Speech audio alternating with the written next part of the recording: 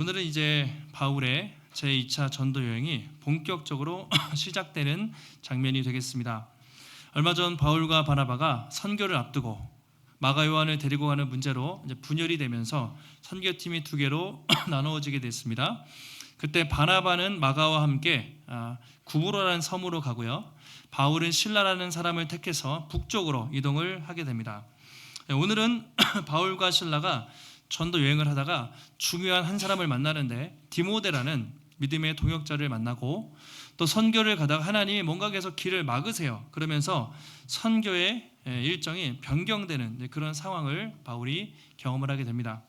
오늘 말씀을 통해서 우리도 신앙생활 하면서 하나님께서 중요한 사람들을 만나게 하세요. 어떻게 새로운 사람들 또 새로운 동역자들을 우리에게 만나게 하시는지, 또 우리가 인생을 살아가면서 길이 막히고 좀 답답하고 어려울 때가 있는데 그때 하나님이 우리의 삶을 어떻게 인도하시고 새로운 비전으로 우리를 이끌어 가시는지 오늘 말씀을 통해서 살펴보도록 하겠습니다.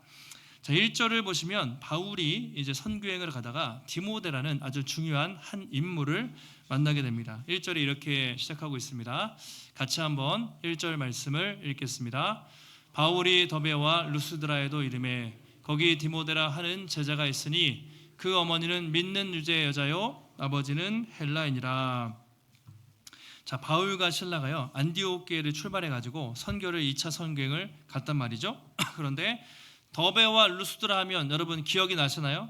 1차 선교 여행 때 지나갔던 곳. 그래서 제가 이제 사도행전을 벌써 수십 번 하잖아요. 1차 전도 여행을 많이 살펴봤는데 항상 머릿속에 이제 지도 3장을 꼭 기억을 하셔야 되는 거예요. 1차 전도 여행 잠시 후에 보여드릴 텐데 먼저 한번 머릿속으로 생각을 해보시면, 그러니까 여러분이 이제 우리 복음의 숲 성도님들의 성경이 실력이 이제 더 향상되고 있는데 지도를 기억하시면서 그 다음에 그 지역에서 어떤 일이 있었나 이거를 키워드로 딱 하나씩 기억하시면 아주 좋습니다. 그래서 한번 지도를 보여드릴까요?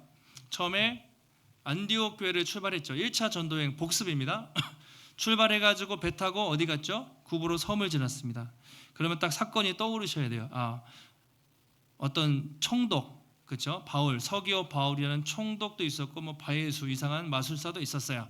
그리고 올라가다가 배 타고 버가에 갔는데 누가 돌아갔습니까? 마가 요한이 돌아갔고, 그리고 그 비시디 안디옥 사이에 큰 산맥이 기다리고 있었죠. 타우루스 또는 토로스 산맥을 넘어서 안디옥에서 복음을 전하다가 박해를 받아서 이고니온에 갔다가 루스드라에 갔는데 거기서 어떻게 됐습니까? 돌에 맞고, 그리고 더베 지나고 마지막에는 왔던 곳을 다시 돌아가지고 반대로 역순으로 해서 이제 안디옥 교회로 오는 것이 1차 전도 여행이죠. 이것이 이제 몇 년 전에 바울이 갔던 길입니다.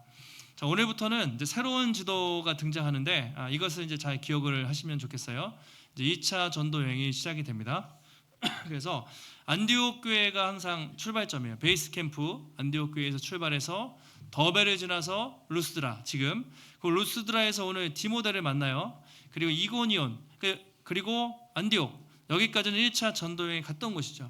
그래서 바울이 돌아보다가 방향이 바뀌어서 무시아라는 곳에 가서 드로아에서 이제 쭉 빌립보, 데살로니가 아시죠? 여기는 이제 유럽입니다. 그리스 지역이에요. 그리고 내려오면 아테네, 고린도, 이제 그리스죠. 그렇게 선교가 확장이 돼요. 이따가 바울이 계획했던 길하고 선교 방향이 바뀌어요. 하나님이 막으셔서 새로운 길을 가게 되는데, 어쨌든 1차 전도여행의 중요한 점은 바울이 소아시아, 그렇죠? 갈라디아 지방으로 안디옥, 이고니온 이런 데에 전도한 것이고, 2차 선교여행의 핵심은 바울이 유럽으로 건너갔다는 거예요. 그리스 아테네에 복음이 전파된 거예요. 이게 이제 2차 전도여행의 가장 중요한 특징이라고 할 수가 있습니다. 자, 그렇게 바울이 이제 루스드라 더베를 가요. 근데 바울 생각에 여러분 루스드라에서 어떤 일이 있었다고요? 돌을 맞았잖아요. 돌을 맞은 정도가 아니라 거의 죽었다가 살아났어요. 거의 이렇게 죽은 줄 알고 성 밖에 던짐을 당했다가 다시 일어나서 갔잖아요. 그러니까 바울에게 트라우마, 얼마나 루스드라 하면 무섭고 참 힘든 기억이 있겠어요. 그런데 그곳에 있는 성도들을 생각해서 다시 이제 찾아간 겁니다. 거기서 디모데라는 한 사람을 이제 만나게 되죠. 바울이 오늘 디모데를 이렇게 설명하고 있어요. 아까 우리 1절을 다시 보시면 디모데라 하는 제자가 있었다. 제자라고 말합니다. 그리고 어머니는 믿는 유대 여자고 아버지는 헬라인이었다. 이렇게 소개를 하고 있습니다. 자, 제자라는 말은 예수님을 믿는 사람이라는 거잖아요. 이미 예수님을 믿는 건데, 그럼 디모데가 언제 예수님을 믿었을까? 아마도 바울이 1차 전도 여행을 할 때, 루스드라에서 돌 맞을 때 아마 그 지역에서 디모데가, 또 디모데의 어머니도, 가족들이 예수님을 믿었을 것으로 그렇게 생각을 해볼 수가 있습니다. 그러니까 엄마는 유대인 믿는 어머니였고, 아버지는 어떻게 되어 있습니까? 헬라인, 그리스 사람이었어요. 믿지 않는 이방 사람이었습니다. 그러니까 디모데는 뭐 혼혈이라고도 말하고 요즘으로 다문화 가정 출신인 거예요. 그래서 이제 그 디모데를 바울이 이제 데리고 가려고 여기서 만나게 되거든요. 나중에 바울이 디모데의 후서를 통해서 디모데에게 쓰는 편지를 보면 이제 오늘 첫 만남이 여기서 이루어지는데 얼마나 디모데를 사랑하고 또 디모데와 동역을 했는지 디모데후서 1장에 보면 이렇게 돼 있어요. 내가 밤낮 기도하는 가운데 너를 생각하면서 쉬지 않고 감사하고 눈물로 너를 보기를 원한다. 그러면서 바울이 디모데에 대한 애틋한 마음을 표현하고 있습니다. 디모데후서 1장 5절에 이렇게 이야기하는데요.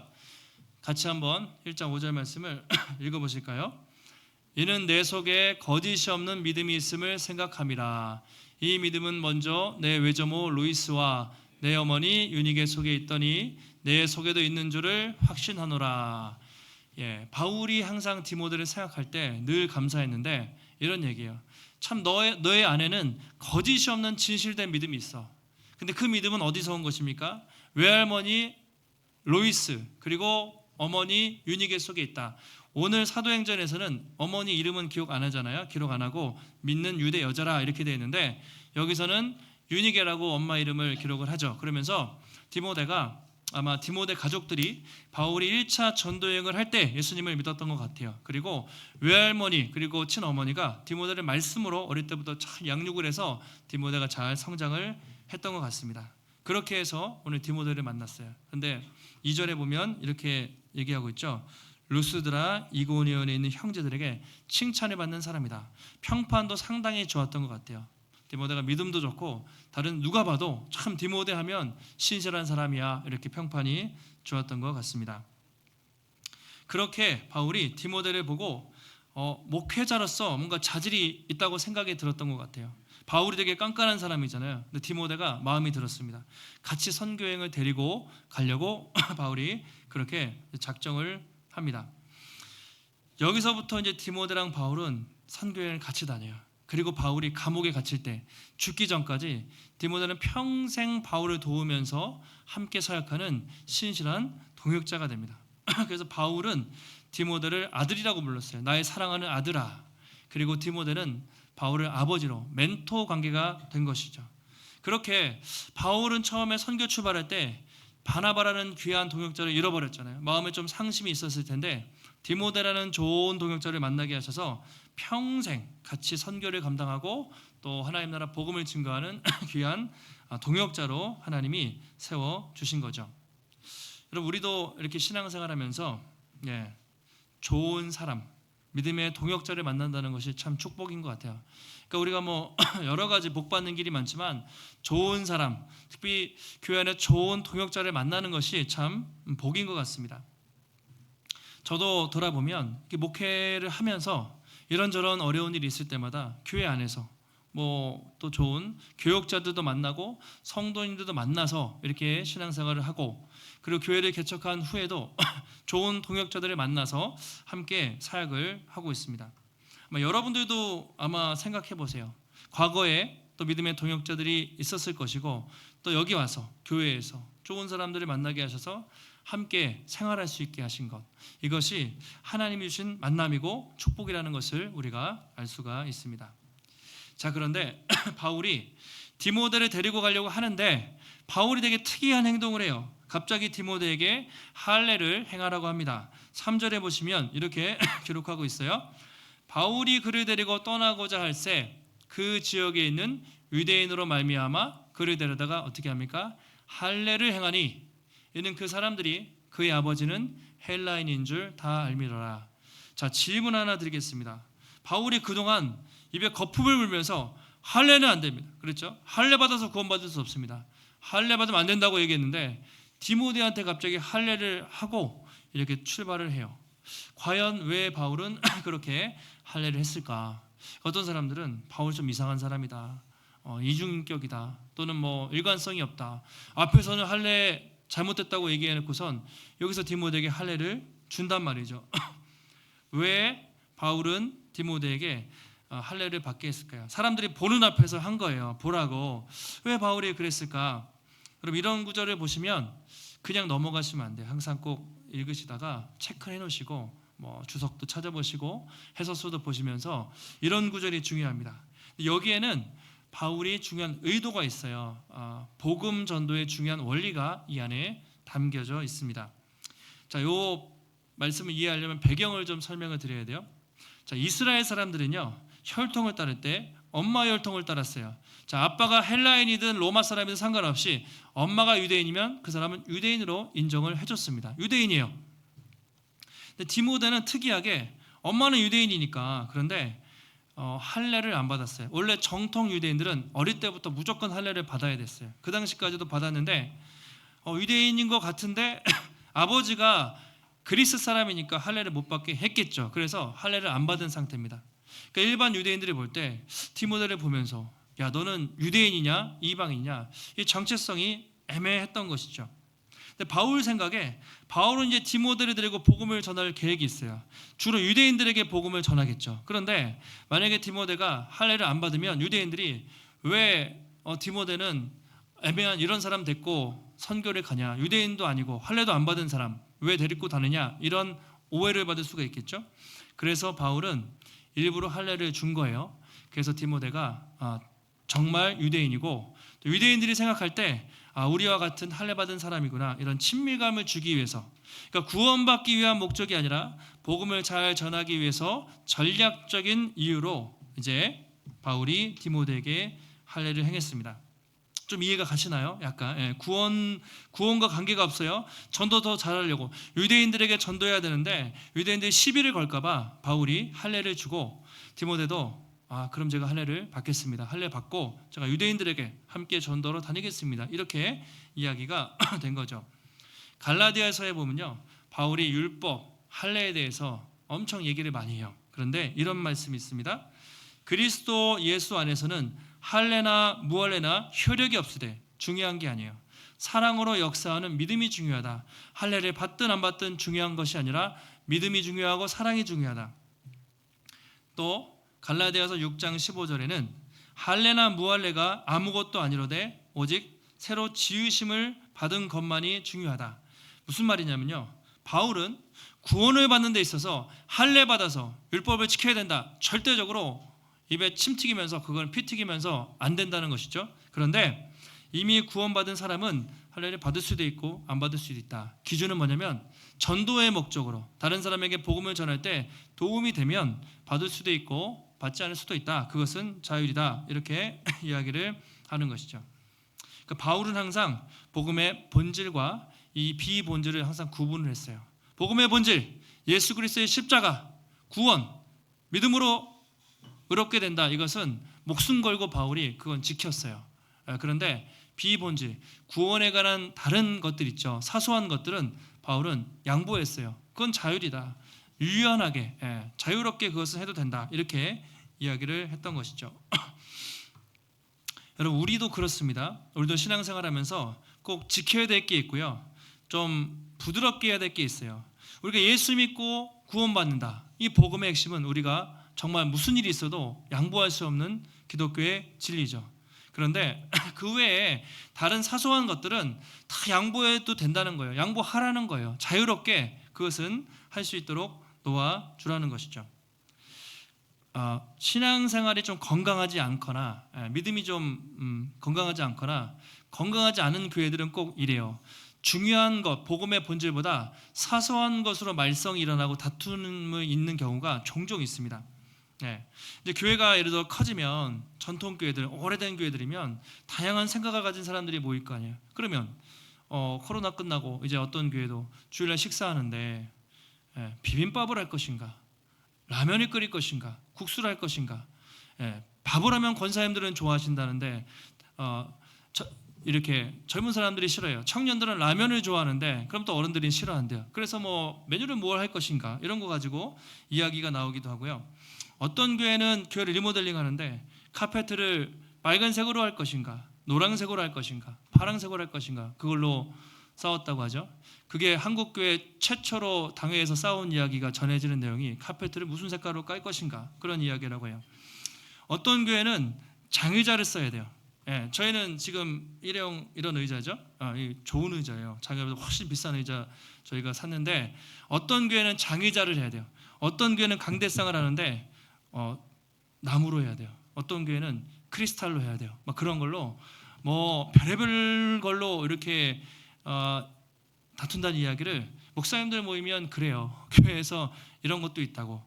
근데 여러분 사람이 정말 유치하잖아요. 여러분 집에서 싸울 때 큰 걸로 싸우나요? 사소한 걸로 싸우죠. 사람이 유치해지면, 중요한 것을 놓치면 뭐 별거 아닌 의자로 아니면 강대상으로 메뉴로 막 그런 걸로 싸울 수가 있다는 것이죠. 그래서 바울이 얘기하는 거예요. 복음의 본질, 예수 믿고 구원받는다, 이거는 무조건 지켜야 되지만 그 외에 의자를 어떤 걸로 하든 메뉴를 뭘로 하든 강대상을 뭘로 하든 교회 분위기가 어떻든 이거는 충분히 자율적으로 맡기는 것이 중요하다. 이게 이제 복음적이고 건강한 교회다. 복음 중심의 교회가 그런 거예요. 사람 중심의 교회는 특정 사람들이 목소리가 커요. 어떤 장로님이, 어떤 권사님이 누군가가 이렇게 하자, 이렇게 휩쓸리면 그거는 복음 중심의 교회가 아니라 인간 중심의 교회죠. 복음 중심은 복음을 붙잡고 나머지는 서로 양보하고 배려하면서 서로 맞춰가는 것, 이것이 건강한 교회의 특징이라고 할 수가 있습니다. 그래서 어거스틴이라는 우리 아우구스티누스 성 어거스틴이 이런 이야기를 했죠. 아마 들어보셨을 거예요. 본질적인 것에는 일치를, 그러니까 복음의 본질, 아주 중요한 것은 하나가 돼야 돼요. 그런데 비본질적인 것에는 자유, 관용이에요. 중요하지 않은 아까 그런 것들은 자유롭게 서로 생각을 인정해주고 존중하라는 것이죠. 이 모든 것에는 뭐가 필요합니까? 사랑을.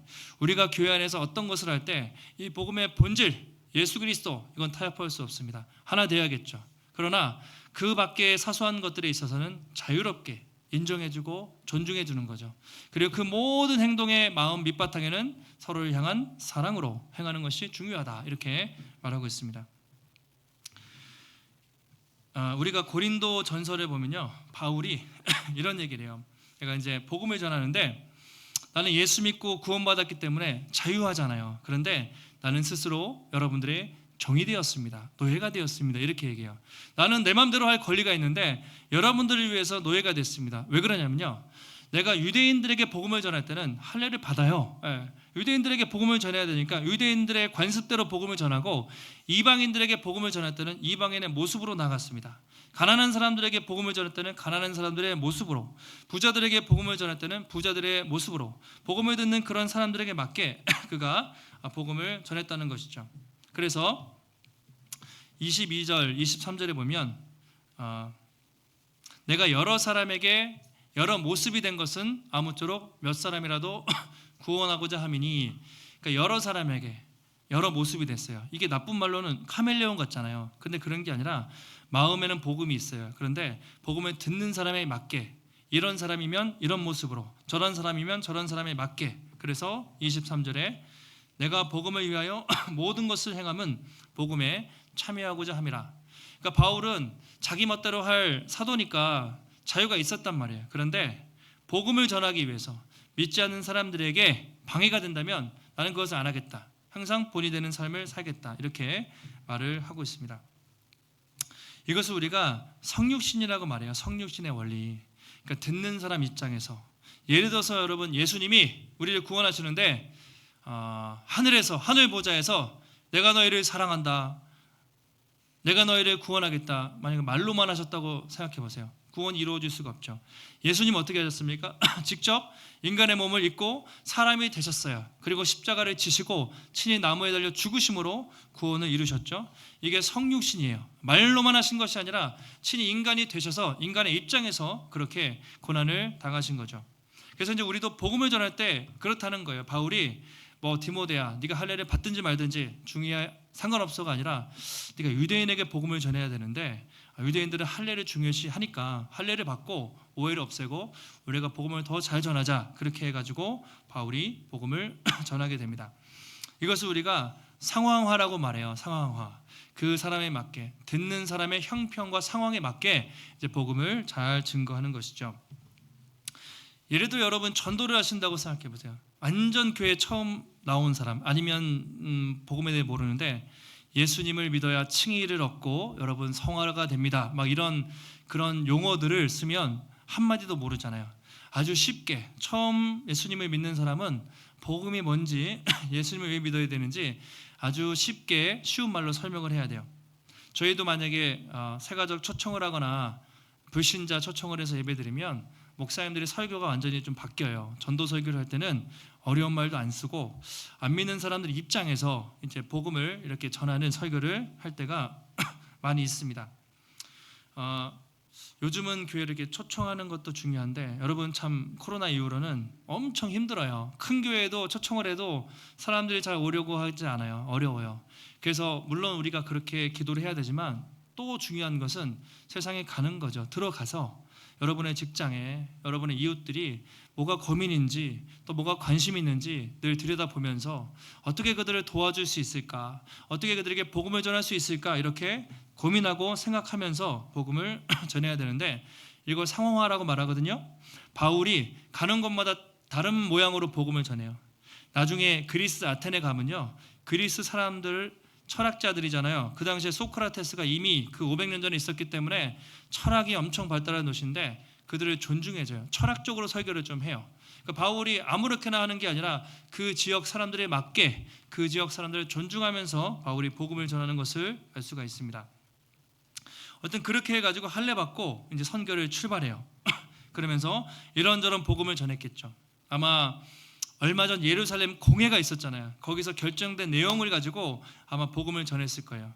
첫 번째는 우리가 사람이 구원받는 것은 율법을 행위가 아니라 예수 그리스도를 믿음으로 구원받는다, 이 복음을 전했겠죠. 또 한 가지는 여러분들이 예수님을 믿으면 반드시 변화된 삶을 살아야 됩니다. 이방인들이 옛날에는 우상 숭배하고 음란한 삶을 살았어요. 그래서 그때 야고보가 그랬잖아요. 편지를 써가지고 여러분 믿음으로 구원받지만 여러분 이전의 삶대로 살지 마시고 우상 숭배하지 마시고 음란한 삶 살지 마시고 피째 먹지 마시고 이제 변화된 삶을 사십시오. 그렇게 바울이 다니면서 디모데와 복음을 전했던 것이죠. 그렇게 복음을 전했을 때 우리 5절 말씀해 보시면 이런 놀라운 일이 있습니다. 이에 여러 교회가 믿음이 더 굳건해지고 수가 날마다 늘어가니라, 이렇게 기록하고 있습니다. 바울이 그 어려운 상황에서 디모데를 데리고 바울, 디모데, 실라 세 사람이 선교팀인 거예요. 세 사람이 가는 곳마다 복음을 전했는데 교회가 믿음이 굳건해지고 수가 늘어났다.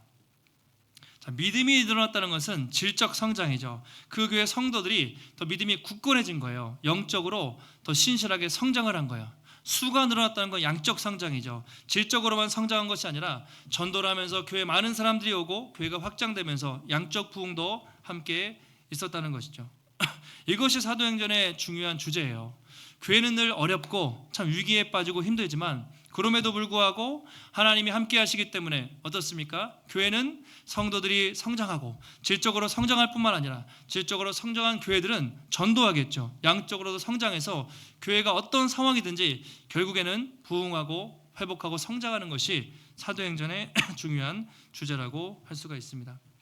그래서 이 사도행전을 참 읽다 보면 이게 참 은혜가 되죠. 우리도 부족한 부분들이 많고 교회가 어렵지만 하나님, 우리 복음의 숲교회 성도들이 각자가 믿음이 성장하는 게 중요하겠죠. 1차적으로는 질적으로 성장하는 게 중요해요. 여러분들의 신앙이 성장하는 것도 중요하고 그 다음에 양적으로 이 지역에 믿지 않는 사람들이 더 많이 찾아오는 거죠. 주일학교 다음 세대가 더 부흥이 되는 거죠.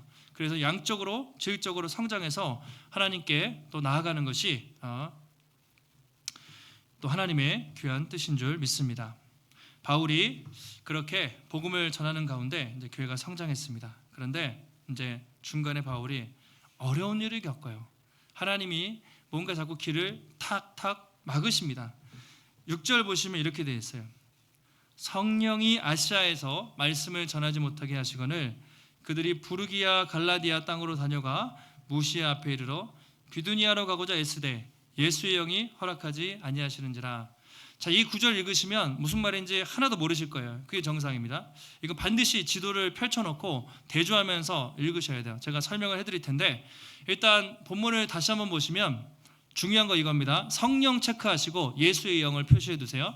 자, 성령이 어떻게 하셨습니까? 아시아에서 말씀을 전하지 못하게 일단 한번 막으셨어요. 그래서 바울이 부르기아 갈라디아 어딘지 잘 모르시죠? 이따 설명해 드릴게요. 가려고 하는데 그래서 무시아 앞에 가서 비두니아 또 이쪽으로 가려고 애를 쓰는데 이번에 누가? 예수의 영이. 예수의 영도 성령입니다. 근데 다르게 표현한 거예요. 성령이 또 허락하지 않았어요. 2번이나 막았습니다. 바울은 가려고 하는데 막으시고 또 가려고 하는데 막으시고 그런 일이 일어난 거예요. 바울 입장에서 얼마나 답답했겠습니까? 내가 선교를 열심히 가려고 하는데 길이 막히고 또 막힙니다. 자, 이제 지도를 보면서 설명을 해드릴 테니까 자세히 한번 따라와 보세요. 네, 그 노란색 여기 우측 중간쯤 되겠네요. 하단에 안디옥이라고 되어 있습니다. 수리아 안디옥. 여기가 이제 항상 베이스 캠프에 출발했습니다. 그래가지고 어디로 갔습니까? 이제 루스드라라는 곳에 이렇게 가요. 루스드라. 거기 디모데라고 써 있는데 보이시는지 제가 나중에 카톡으로도 한번 이렇게 올려드릴게요. 루스드라에서 지금 디모데를 만난 거예요. 바울의 계획은 여기서 뭐였냐면 아시아 쪽으로 가려고 그랬어요. 지금 우리는 아시아 하면 이 아시아가 엄청 크잖아요. 성경에서 아시아는 소아시아인데 터키를 말하는 거예요. 항상 성경에서 아시아 하면 튀르키예, 터키를 말하는구나.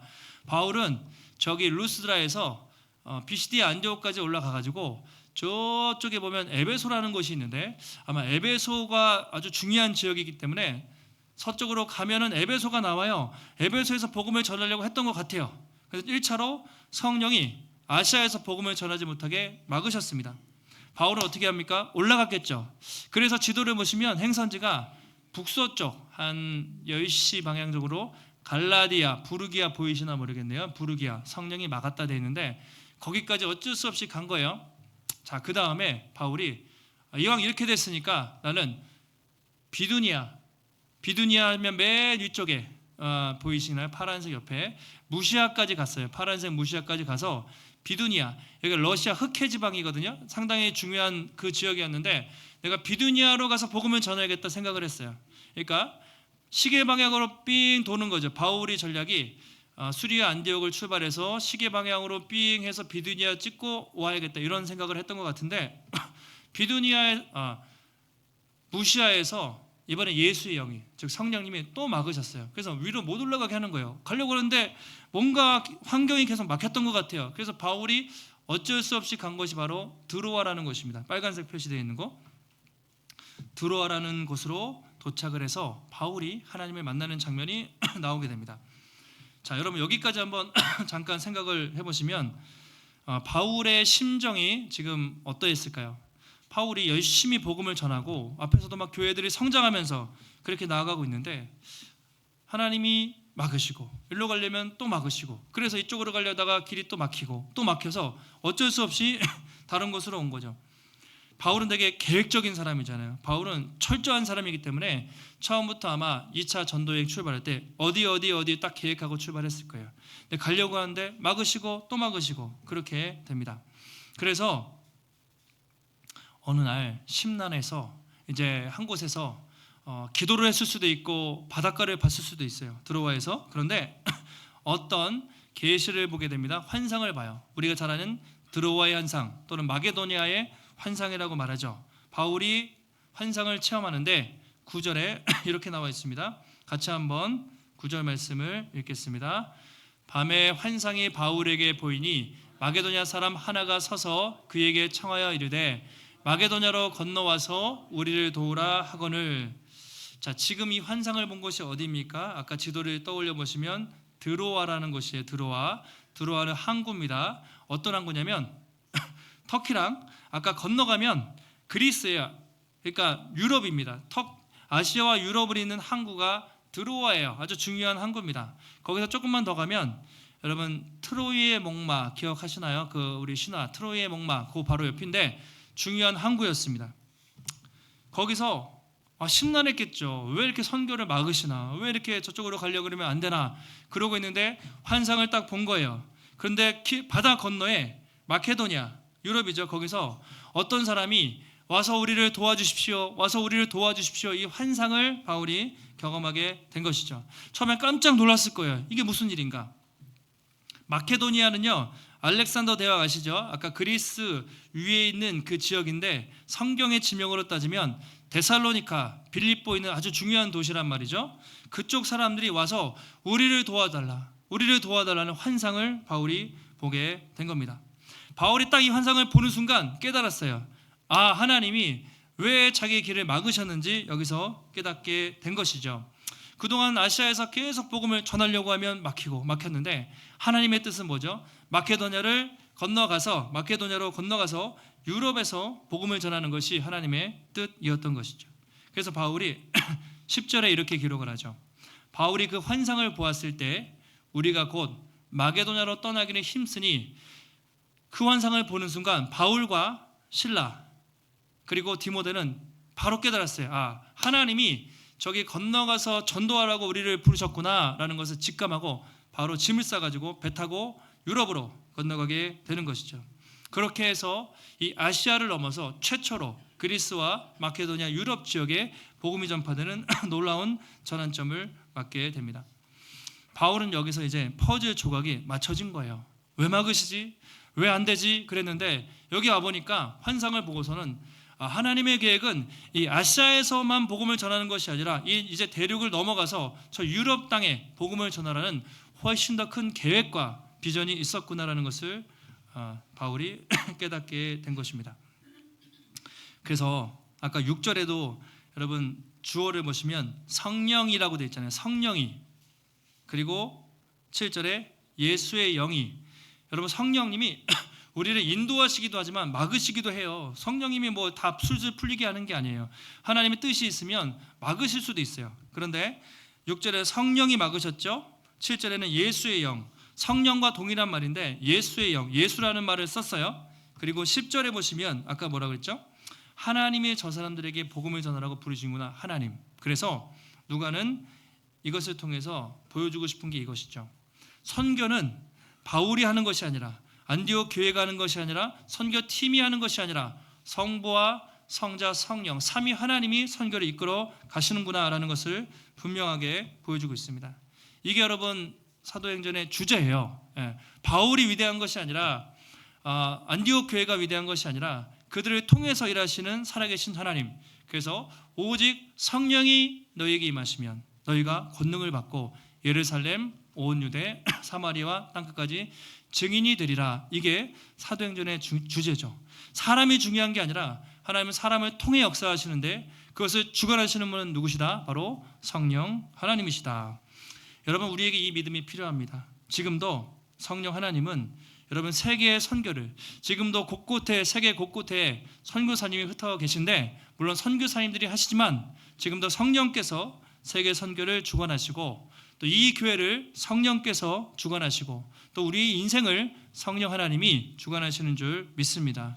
우리가 이 믿음을 가지고 이제 나가는 것이죠. 우리는 동참하는 거예요. 여러분 우리가 전도를 한다고 한들 아무리 열심히 한다고 한들 하나님이 열매를 주시지 않고 보내주지 않으면 아무것도 못해요. 그러나 하나님의 선교에 동참하면 내가 하는 게 아니에요. 숟가락만 얹으면 하나님이 이 교회를 통해서 일하시는 것이죠. 우리가 그런 관점으로 성경을 보셔야 합니다.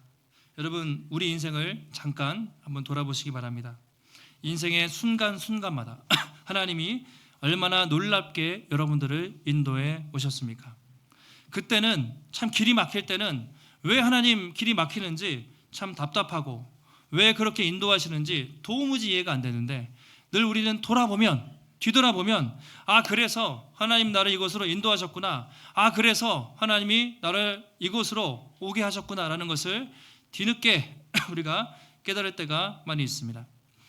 여러분 인생 살면서 내가 몇 살에 경기도 고양시 삼송이라는 곳에 이사와서 살아야지라고 계획하신 분 계세요? 없으시죠? 하다 보니까 오셨죠? 여러분 수많은 교회 중에 복음의 숲교회, 이 교회로 다닐 줄 여러분 아셨습니까? 모르셨죠?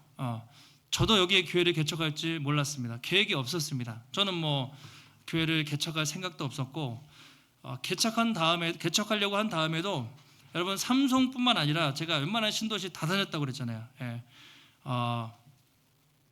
뭐 김포도 다니고 다산 신도시도 다니고 하남도 다니고, 최종 후보지가 고향 여기 삼송하고 향독이었어요. 최종 후보지 엄청 다녔어요. 그런데 기도하다가 하나님이 이곳으로 이제 인도를 하셨습니다. 그러니까 여러분 우리가 여기에 모였다는 것, 이 교회에 다닌다는 것, 예배드리는 것이 우리 만남이 우연이 아닙니다. 우연이 아니고 우리는 섭리라고 말해요. 하나님의 계획이라고 말해요. 여러분 하나님이 우리를 택하여 이곳에 부르셨고, 또 우리를 만나서 함께 예배의 자리로 하나님이 인도하신 줄 믿습니다. 여러분 인생을 살면서 계획대로 되지 않을 때 그런 일이 있을 수 있어요. 그런데 낙심할 것이 아닙니다. 그때 관점을 바꿔보면 하나님이 나를 향한 더 큰 계획과 비전이 있다는 것을 여러분 믿으시고, 그때 내 계획대로 바울이 성령님을 무시하고 주님 제 계획대로 가겠습니다 돌아갔으면 유럽 선교는 이루어지지 않았겠죠. 그러나 바울이 힘들었지만 성령의 뜻에 순종했을 때 유럽의 복음이 전파가 됩니다. 중요한 것은 내 뜻을 내려놓고 성령님의 뜻에 민감하고 성령께 순종하는 것이죠. 한 주간, 특별히 우리 고난주간입니다. 여러분 이번 한 주간에 고난주간을 잘 보내시면서 우리 위해서 또 십자가에 죽기까지 피 흘리시고 사랑하신 주님의 고난을 여러분 깊이 묵상하시고 꼭 기도하시고, 한 주간 깨어 기도하는 가운데 성령님의 음성을 잘 들으시고, 우리의 삶이 내 계획대로 가는 것이 아니라 성령님을 따라 인도하심을 따라가는 삶, 그래서 다음 주일에도 우리가 기쁨으로 영광 가운데 또 부활 주일을 맞고 또 그렇게 부활의 증인으로 살아가실 수 있는 우리 복된 성도님들이 되시기를 예수님의 이름으로 축원합니다. 하나님, 오늘도 거룩한 주 허락하여 주시고 주님의 귀한 말씀 깨닫게 하시니 감사를 드립니다.